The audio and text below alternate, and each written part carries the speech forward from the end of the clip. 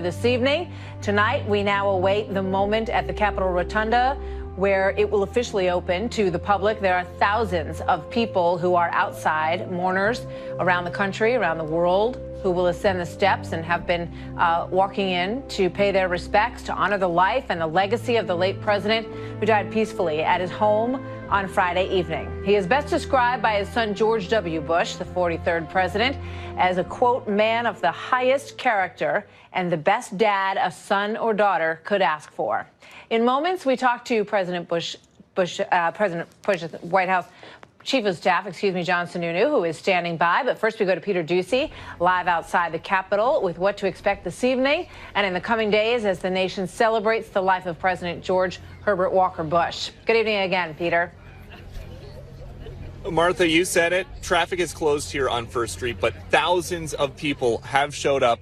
They are now 30 minutes away from being able to go and see the former president lying in state, and a lot of them have been waiting all day, including Kyle and Amy, all the way from Idaho. Why did you want to come?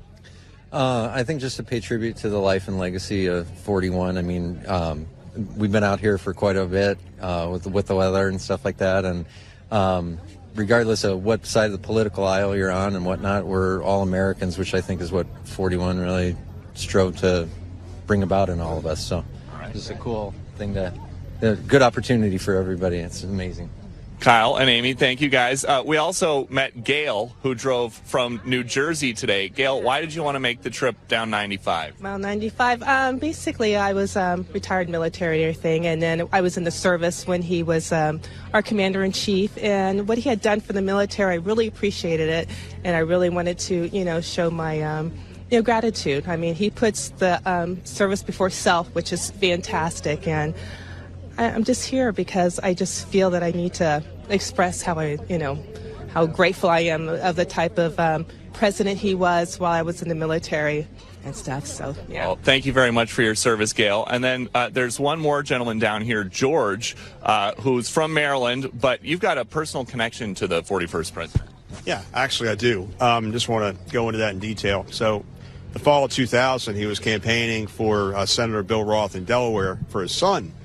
And I was remarking the story that spring of how he described his son, talking to this W and all of his family, like, this boy of ours is not going to let you down. He was very folksy, very proud of his kids to this day, until the day he died. And I relayed that to him, and he grabbed me in a big bear hug, just like 6'2", but looked much taller. And it really made my year. He was just a great guy, just a great man. George, thank you very much. Martha, as you can see, many people, everybody has a different story, and they're all getting one chance to go for the next 35 and a half hours to say goodbye. Back to you.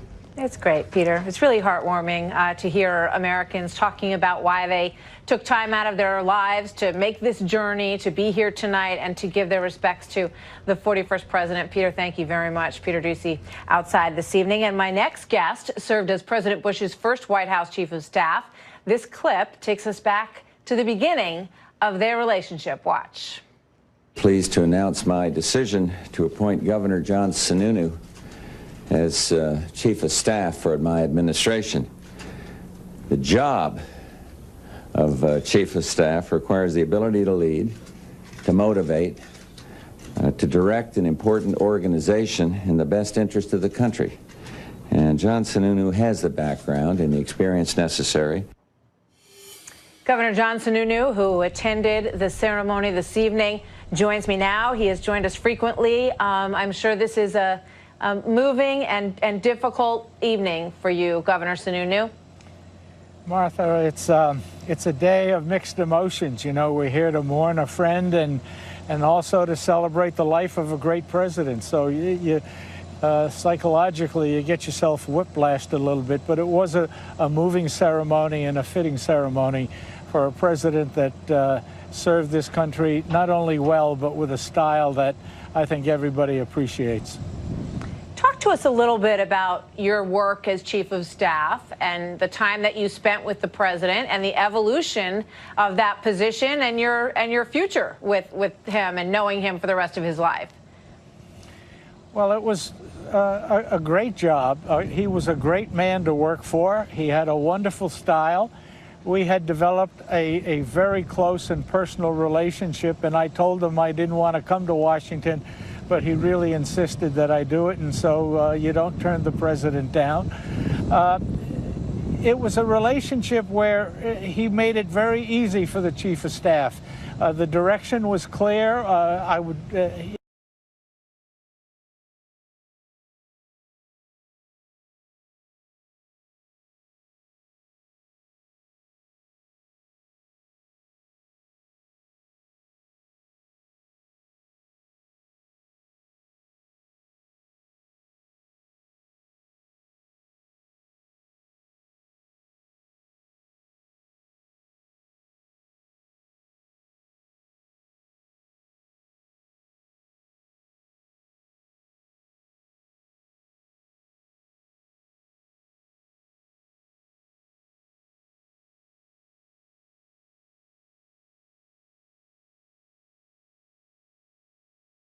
The fact in the White House,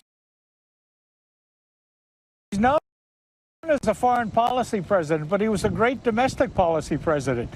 He passed more significant legislation than any president except Lyndon Johnson or Franklin Roosevelt. The Clean Air Bill, the Americans with Disabilities Act, the Civil Rights Bill, and certainly his budget agreement, which was very controversial. But that budget agreement produced the only surpluses that this country has had in decades. And so what was a controversial piece of legislation, one in which the Democrats forced them to pay the ransom of accepting taxes, turned out to be an extremely important piece of legislation for the financial stability of the country. The Americans with Disabilities Act, people benefit from that every single day today.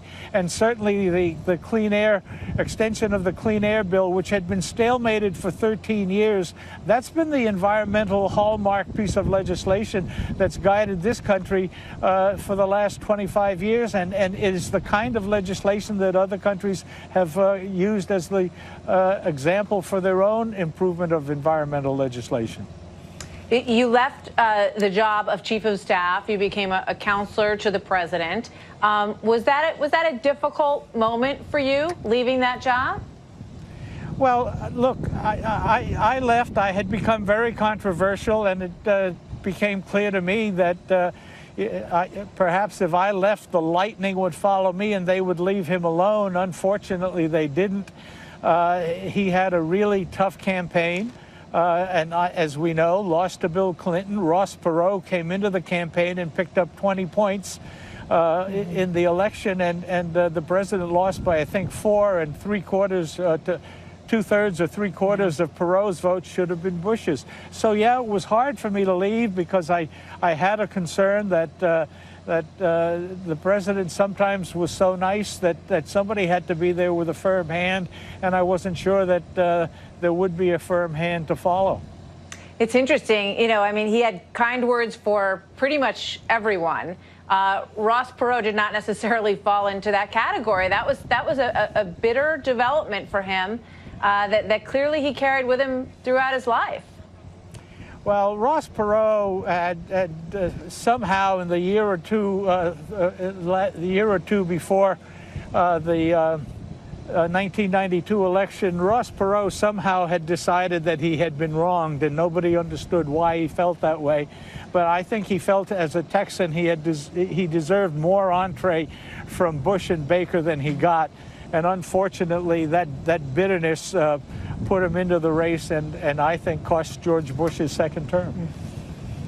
Thank you very much, Governor Sununu, and former Chief of Staff to the 41st President of the United States, George Herbert Walker Bush. Good to have you with us tonight, sir. Many thanks. Thanks, Martha. Have a nice evening. You bet. You too. So my next guest has a very long history with President Bush. Ron Kaufman worked on the 1980 Bush for President campaign. There he is, just a little while ago, and stayed by President's side essentially ever since. He eventually served as President Bush's White House personnel director, and then assistant to the president and White House political director. The two remained great friends, with Kaufman attending the president's private 90th birthday party just a few years ago. And he joins me this evening. Ron, good to have you. Good to be here with us this evening. You said it was very hard to leave the rotunda this evening for you. It was. This is a celebration. It's impossible to feel sad today. You know, the purpose of life is living a full and wonderful day every day. This man, for 94 years, left the most greatest life of any person I've ever met. He left us with more friends, more people who loved him. It's actually incredible. And you know, I'm a poor kid from Quincy, Martha. He used to run supermarkets when I met him.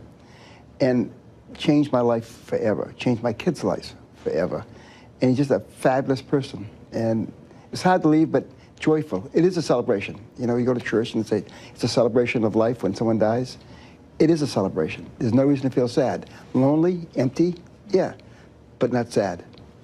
So you have been obviously close to the Bush family for all these years. Your thoughts when you looked at 43, as he's affectionately known, President Bush as well, and you watched, you know, there's something about losing a parent. You get bumped up to that next level, right? Now you're the person who is the patriarch of the family, and that's a difficult transition for many of us. They had such a great family. You know, I first met President Bush 40 years ago, and the reason I fell in love with him, I was with Andy Card, who's my brother-in-law now, meeting him for the first time. And his slogan in that campaign is, "A president you don't have to train." You know his background, etc. Very impressive. He was wonderful and impressive. My wife was waiting down in the car for us because we were running late a little bit, in the Ritz Hotel in Boston. And the president insisted upon coming down to the car and talking to my wife for a while before he let us leave, because he cared. He knows my kids' names. He knows where they're going to school. My oldest daughter is a China expert, and when she went to the Bush School, he gave her a scroll given to him by the president of China. It's the reason for war, on a scroll, very valuable. And because he loved her and he wanted her to know that he cared, that she turned down Harvard to go to his school. But everyone knows him. He knows the kids. You go with him in the White House. He goes to the garden. The gardeners know him. But he knows their names. He knows the kids' names. There's a personal side to Bush that makes him extraordinary. He has something that most politicians that I know don't have. Lots of real friends. Not political buddies, but lots of real friends. I mean, yeah, that's a great point, because there's an authenticity to him that perhaps hurt him politically in a way, because he wasn't always great by his own admission, at being the great communicator, the Reagan-style great communicator. And perhaps what you're talking about is part of it, because he was just very real, very authentic, and maybe not as comfortable in that role. He gave that famous speech where he said, "I am that man," when he was stepping up and saying, "I'm ready. I want to be president of the United States. I want to be #1."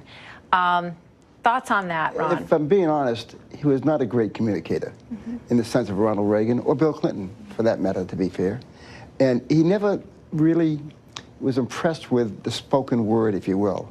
And he never felt comfortable with it. We went through 8,000 speechwriters during his day just because that wasn't his thing. But when it counted, he could step up. The convention speech was a spectacular speech. When the Berlin Wall fell, unbelievable speech. So on important days, he could step up. But carrying a message every day was not kind of his thing. But he made up for it, in my opinion, by making not just all of us feel comfortable, the world leaders feel comfortable. He knew every world leader by name. He knew them before they were world leaders, and he'd call them not when there's a crisis, but when he had 5 minutes during the day, he used those 5 minutes to call world leaders and say, "Gee, what do you think?" And when the President of the United States calls a world leader someplace in a third world country and says, "What do you think?" and that's why I'm calling, it means a lot. So when you have a crisis, building relationships that ended up serving him in the long run throughout his presidency. Well as a country. Ron Kaufman, thank you very much. Good to see you tonight. Nice to have you with us this evening, sir. Thank you, many thanks. God bless. So General Keane is joining me next to share his reflections on the late President George Herbert Walker Bush, and to make sense of that high-stakes meeting between President Trump and China's President Xi that have the two leaders calling a truce, at least for now. The relationship is very special, the relationship that I have with President Xi, and I think that is going to be a very primary reason why we'll probably ending up getting something that will be good for China and good for the United States. On $200 billion in Chinese goods. The news giving global stocks and oil a big lift today as the president touts a, quote, very strong and personal relationship with Chinese President Xi Jinping. Joining me now, General Jack Keane, chairman of the Institute for the Study of War, and Fox News senior strategic analyst. General, always good to see you. Thank you for being here. Martha. What did you think about this deal, this announcement? Well, I think the deal is a good one, but it remains to be seen what the follow-through is. I don't trust the Communist Chinese, to be frank about it. I think this is more about delaying the inevitable as much as they possibly can, wait out this president if they can. I know for a fact that under President Xi, he has made a decision to dominate and control the Indo-Pacific region, an area where we used to have significant influence, and he's moving very strongly to do that. Economic warfare, intimidation, coercion, and some militarization are the vehicles. The second thing, and he stated this publicly, he fully intends to replace the United States as a global leader in the world, somewhere around 2030-ish, 2040. These are their goals, and they never stated their goals publicly before. This is how serious they are. So it remains to be seen what is going to happen as a result of this. So do you think the president should have held the line in that meeting at the dinner the other night? That's a good question. I think working this, and it's a step in the right direction, take that step and see if they can make more progress, I think is likely where he's coming from. But never lose sight of who they are and what their goals are, and they cannot be trusted. I want to play a soundbite from President Bush in 1999, referring to China, just to sort of look back at where we were with this relationship. Let's play that. Is China a big threat? No. To the United States? It's a threat if we mishandle the relationship, but it's not a threat. China is not seeking hegemony. I see no evidence, and I'd like one person that's the critics of China on the Republican right or the Democratic left to tell me why they think they're seeking hegemony. He, of course, was the ambassador to China and knew the country well at that point. Your thoughts on where we were then and now? Well, I think that was largely the view. Remember, Deng Xiaoping wanted to open up China economically, move it towards more of a market-free capitalistic society. When we realized that, everybody piled on. Let's help them. Let's get in there with our business investment. And here's the bet we were making, that following that economic reform, that political reform would follow and they would become something of a democracy. Wrong. What has followed is more authoritarianism.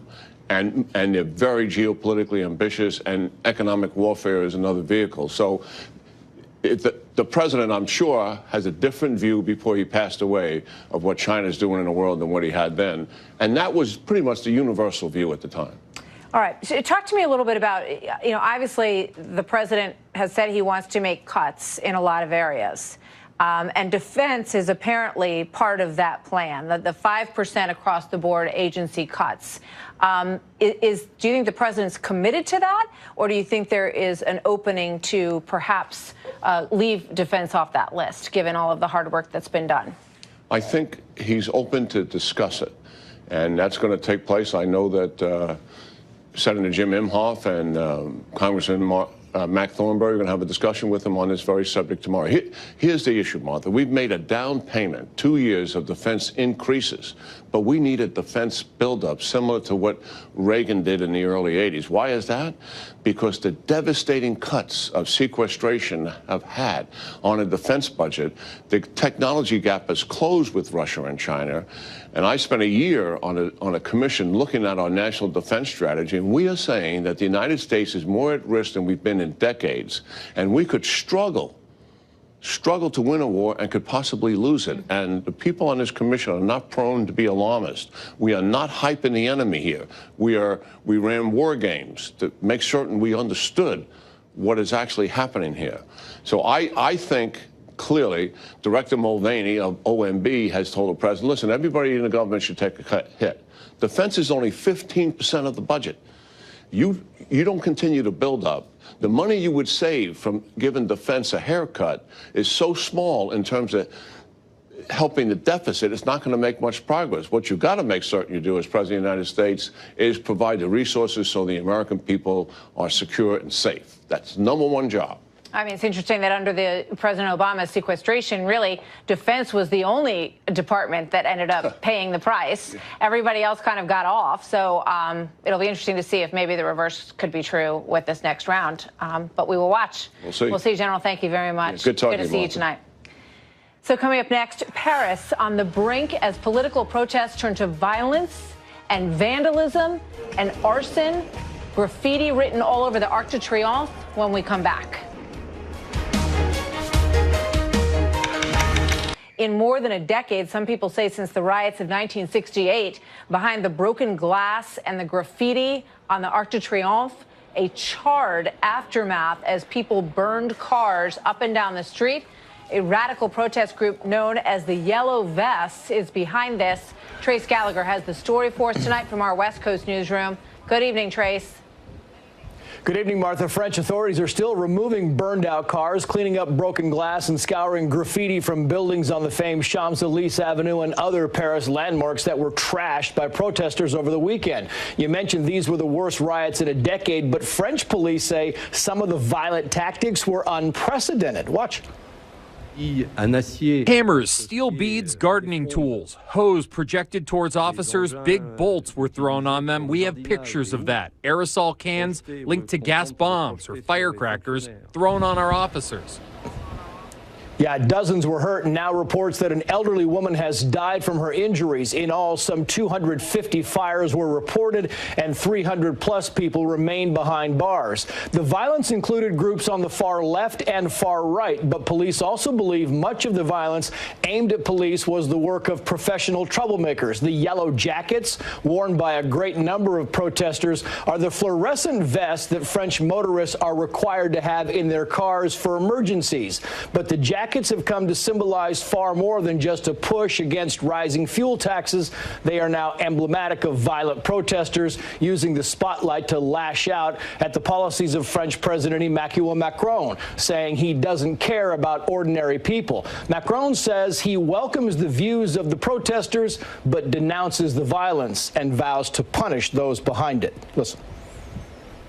No causes justify attacks on police or pillaging stores, burning public or private buildings, threatening passersby or journalists, or vandalizing the Arc de Triomphe.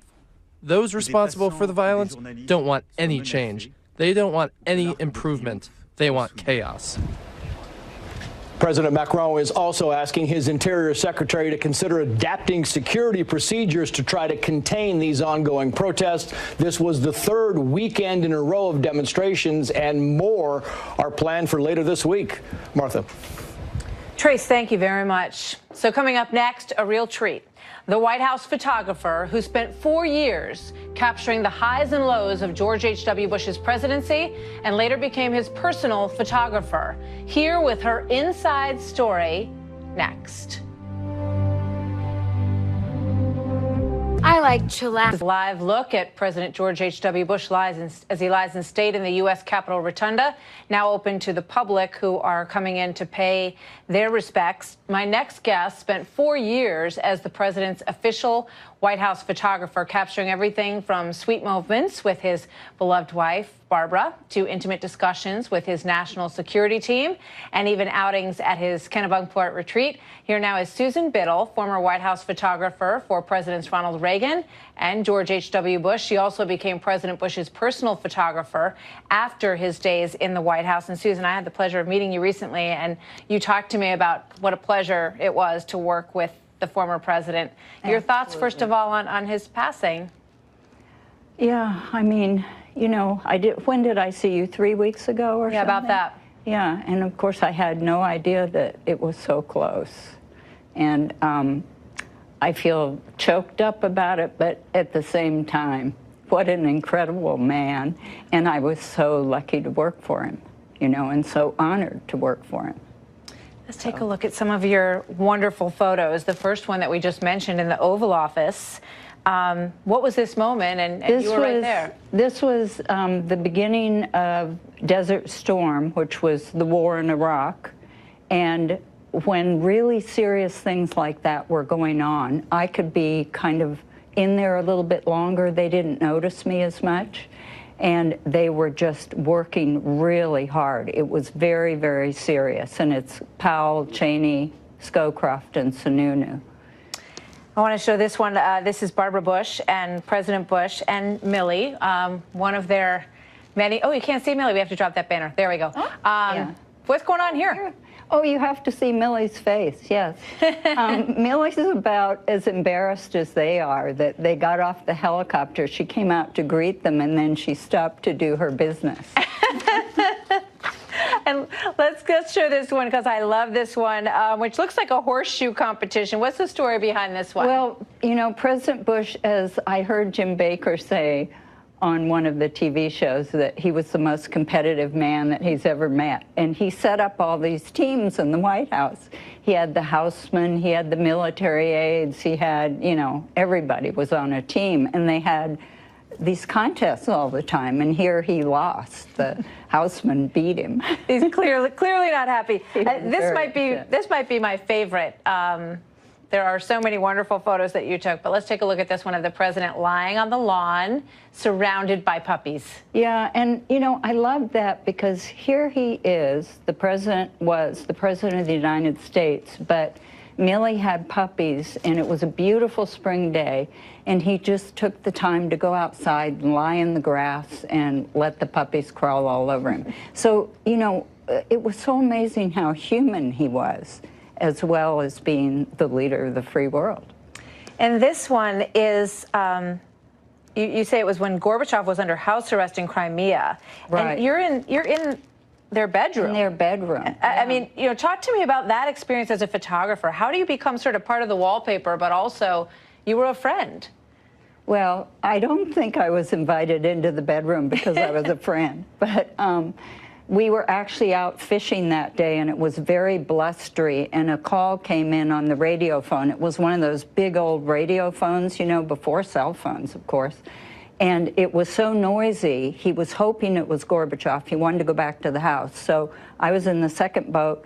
I ran up the lawn and got to the house, and the military aide ushered me in, and then he ushered me into the bedroom, and I was kind of like surprised that I was going into the bedroom. It was the first time in the bedroom. And I heard him say, as I walked in, I heard Bush say, MacCallum, are you all right? And I wasn't sure that I had heard it right, so they always have transcripts, and I checked with somebody later, and yes, that's what he said. And then he saw Mrs. Bush out the window on that side, and he mouthed the words to me, go get Mrs. Bush. So then she came in, you know, she's standing there looking concerned. And then suddenly she realized his hair was a mess because we'd been out in the windy boats. And she said, oh, George, your hair. And she ran and got a brush. And, you know, then the picture was over. So amazing. And this is also a beautiful one. You said it was very early morning, and this is just a sweet moment. Yeah, they had such an amazing relationship, and I always tried to get something that showed that, but they never showed public display of affection. So I kept looking, and then I noticed that he would walk her over to the pool in the morning and go into the Oval Office. And there was a kiss. You know, I went out there to see if maybe I could get a kiss, and I finally did. One last picture, if you guys could just skip forward to the one of the president on the under the boat. This is right off Kennebunkport, and this was an important morning as well. Just a final note about this one before we go, Susan. It was right after Saddam Hussein had invaded Kuwait, and so we had gone from Aspen right to Kennebunkport. And that morning, as you can see, the sea is like glass. And usually I rode with the doctor or whoever in another boat. But he invited me to come on his boat that morning. And I was so close that I just had to like lean back to be able to get him and the sea in the frame and keep myself from falling in the ocean. But he was reading his briefing papers while he was fishing, and he just had this amazing ability to combine work and play, you know. Susan Biddle, a White House photographer, personal photographer to President George H.W. Bush, and a friend as well. And it's good to see you, Susan. Thank you so much for bringing your beautiful work to show us this evening. Great to have you. So coming up next, one of the most enduring legacies left behind by President Bush, the mark he left on the U.S. Supreme Court. Clarence Thomas has endured America at its worst, and he's answered with America at its best. This is a fascinating topic. Judge Andrew Napolitano joins me next on that, plus brand new developments in the Michael Cohen case that some insiders say could exonerate President Trump. What others are missing here when we come back. For his last journey. Special Air Mission 41 headed to Washington, D.C. after a departure ceremony in Houston, Texas, with the Bush family in attendance, which you've watched live here on Fox News. The former president's remains will lie in state at the Capitol Rotunda beginning this evening until a state funeral at the National Cathedral on Wednesday. President Trump has declared a national day of mourning on that day. This is Outnumbered. I'm Harris Faulkner. Here today, Melissa Francis, host of Kennedy on Fox Business Network, Kennedy herself, Fox News analyst, co-host of Benson and Harf on Fox News Radio, Marie Harf, and in the center seat, Matt Schlapp, chairman of the American Conservative Union and former White House political director for President George W. Bush. Wow, it is a heavy moment, but I hear so much joy from the family members and people who knew the former president.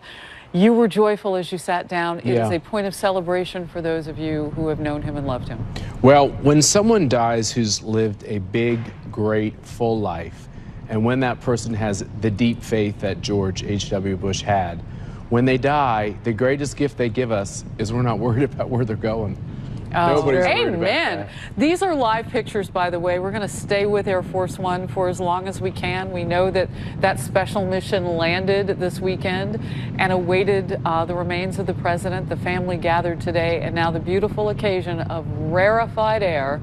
As a former pilot, he has seen rarefied air throughout his life, the youngest in the Navy at the time.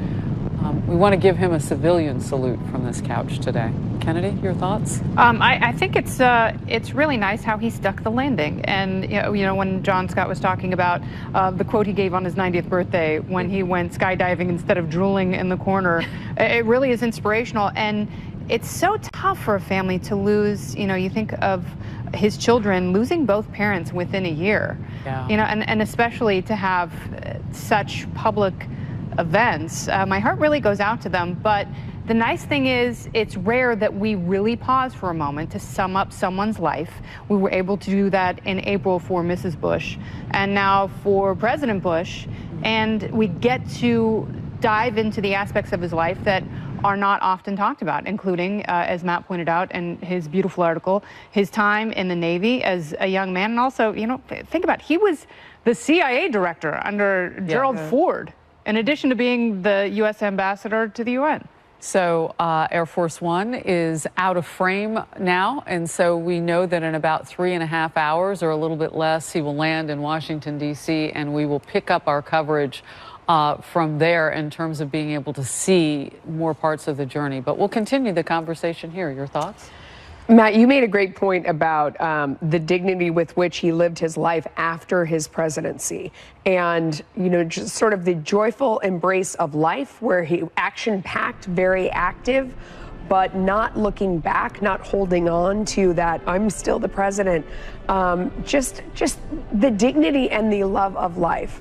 And he taught so many great lessons to the people around him. Here's one, Vice President Dan Quayle, here's what he had to say. A lot of folks, you know, they ask me, well, what's the legacy? I said, you know, that's a tough question. Historians will sort that out. But in my view, his legacy, Maria, was accomplishments. He got things done. When he left office, the economy was growing at, what, 5-6%. You know, the Berlin Wall came down. Eastern and Central Europe freed from the yoke of communism. So many things in a short period of time, and the domestic front as well. Hearing from the former vice president on with Maria Bartiromo yesterday, you know, one of his accomplishments, because he had to, was working with Democrats on the Hill, because he didn't have the bicameral leadership among one party that we see with our current president and have seen in years since. It really feels like the end of an era in American politics. And I felt a similar way when we said goodbye to John McCain a few months ago, that these were men who served in the military. Many politicians today haven't, just because of the timing, right? Who volunteered, who were willing to work across the aisle, who were gracious in victory and defeat. I mean, if you look at what George H.W. Bush said to Bill Clinton when he was giving him advice when he was taking office, this dignity and class that he had in that office and after, I think it feels like an era of American politics that many of us miss. We wish politics was more like this today. And I think this is another reason, on top of the personal sadness, that I'm sad for our country that he's gone. Well, a lot of people think we can get back to that, and I remain ever hopeful no matter where civility is now. He is a reminder of what that can look like. Absolutely. Be sure to keep it right here on Fox News at 5 p.m. Eastern. Brett Baer and Martha MacCallum will anchor our special coverage of the ceremony in the U.S. Capitol Rotunda, where George H.W. Bush will lie in state. Leaders of the House and Senate will pay their respects, and Vice President Pence will also be there. He's scheduled to speak, actually. So you can watch all that live coverage right here on Fox. And we'll have much more this hour as well on the life and legacy of the former President George H.W. Bush. This was moments ago as Air Force One began the flight to Washington, D.C., set to arrive 3.5 hours, now less, at Joint Base Andrews. And a Bush spokesperson tweeted this touching image of the president's service dog, Sully, lying next to the president's casket on Sunday, along with the caption, "Mission complete." Hashtag remembering 41. Stay close. Time, anywhere. Fox News.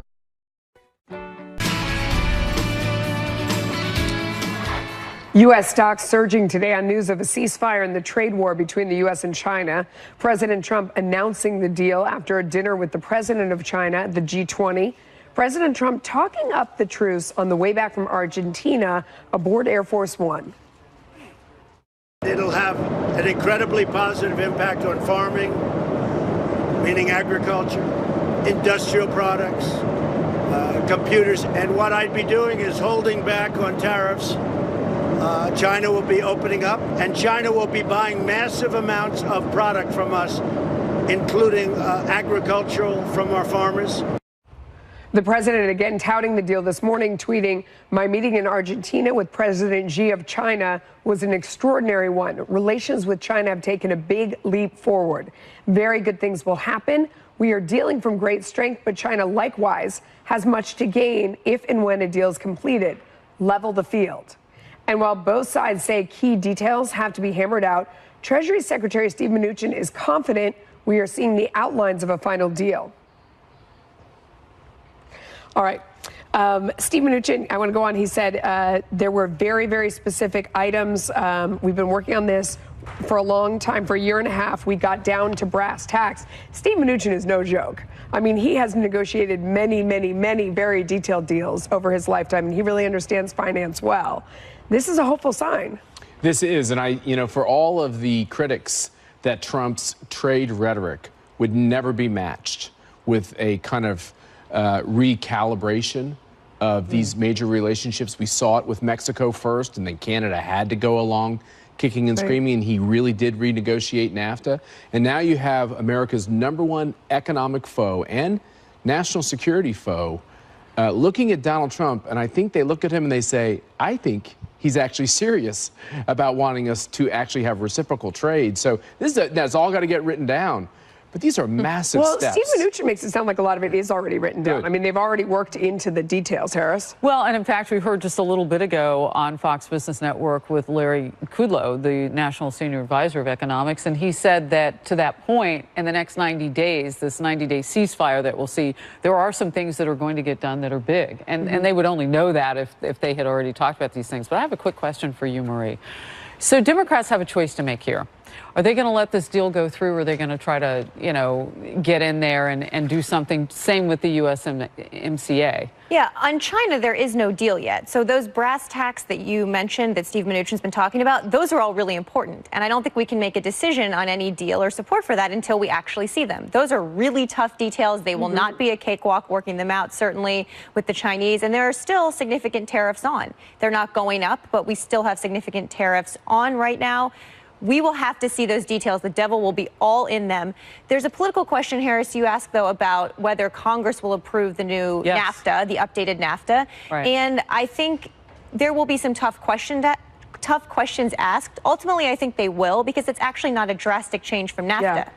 On a factual point, it's not actually substantively. But sticking on this one, a factual difference, though, on November 1st, 1,500 tariffs from China, they lowered on their end as a sign of concession. So we actually have already seen movement and progress before this, Kennedy. No, it's critical for them to lower these tariffs, and it would be great if we could have barrier-free trade with China. We still have yet to see how they're addressing some of the intellectual property theft, which, really is, in my mind, the most critical issue. And in some ways, the tariffs are secondary. The markets love it, though. And if the president wants the markets to go up, let's free up the trade. Mnuchin mentioned that specifically, that they're working on that. So we'll see. All right, the battle for the border wall continues as the countdown is on to fund the government and avoid a shutdown. Whether the president would be open to compromise and why the issue is causing tension among Democrats.